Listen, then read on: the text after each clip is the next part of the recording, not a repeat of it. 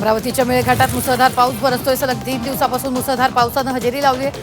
दमदार पावसामुळे बळीराजा सुखावला. पावसानंतर शेतीच्या कामांना वेग आला. वर्ध्याच्या आष्टी तालुक्यात पावसाचा हाहाकार माजलाय. पावसामुळे बेलोरो गावचा संपर्क तुटलाय, तर नरसिंगपूरमध्ये शाळेत पाणी भरले. पुरात बकऱ्या वाहून गेल्या. रत्नागिरीत मुसळधार पावसामुळे नदी नाले तुडुंब भरून वाहत आहे. 3 दिवस रत्नागिरीत पावसानं ऑरेंज अलर्ट दिलाय. किनारपट्टी भागात मुसळधार पाऊस बरसतो. मुंबईतील चर्चगेट परिसरात झाडं कोसळले. चर्चगेटच्या सागर इमारतीजवळ झाड कोसळलं. झाड कोसळून वाहनांचं नुकसान झालं. कोल्हापुरात गुलमोहराचं झाड कोसळलं. झाड कोसळून कार चालक जखमी झाला. कोल्हापूरच्या ताराबाई पार्क येथील घटना आहे. झाड कोसळून 3 वाहनांचं मोठं नुकसान झालं.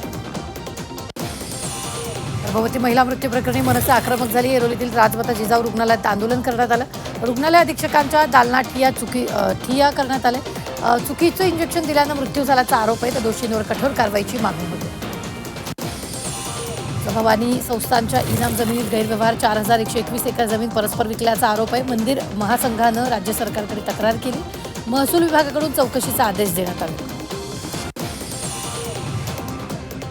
शाहूवाडी तालुक्यात 29,000 कुणबी नोंदी आलेल्या आहेत, तर तातडीनं दाखले देण्याची मागणी करण्यात आली. तहसील कार्यालयाबाहेर मराठा समाजाचा निदर्शनं दाखले मिळत नसल्याचा मराठा समाजानं आरोप केला. गर्भवती महिलेचा झोळीतून प्रवास. पायाभूत सुविधांपासून आजही आदिवासी वंचित आहेत. पुलाचं काम अपूर्ण. ग्रामस्थांचे हाल. सातपुड्यातील आरोग्य व्यवस्थेचे भयान वास्तव समोर आले. रायगडमध्ये एनडीआरएफची तुकडी दाखल झाली आहे. पूर, दरड आणि आपत्तीसाठी एनडीआरएफ सज्ज झाले. प्रशिक्षित श्वानांसह एनडीआरएफची तुकडी दाखल झाली.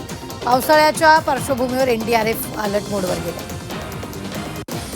नालेसफाईतील हलगर्जीचा अलिबागकरांना फटका बसतो.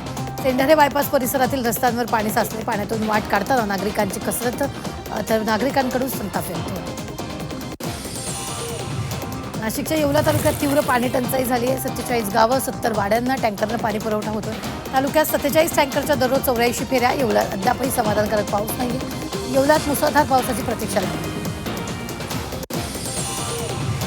हिंगोली जिल्ह्यात पुन्हा भूकंपाचा सौम्य धक्का बसला. भूकंपाची तीव्रता 3.6 रिश्टर स्केल. रात्री 1:20 भूकंपाचा धक्का बसला. नागरिकांमध्ये भीतीचं वातावरण.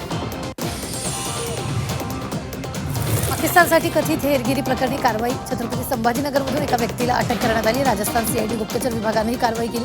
हेरगिरी रॅकेटला आर्थिक मदत केल्याचा आरोप आहे.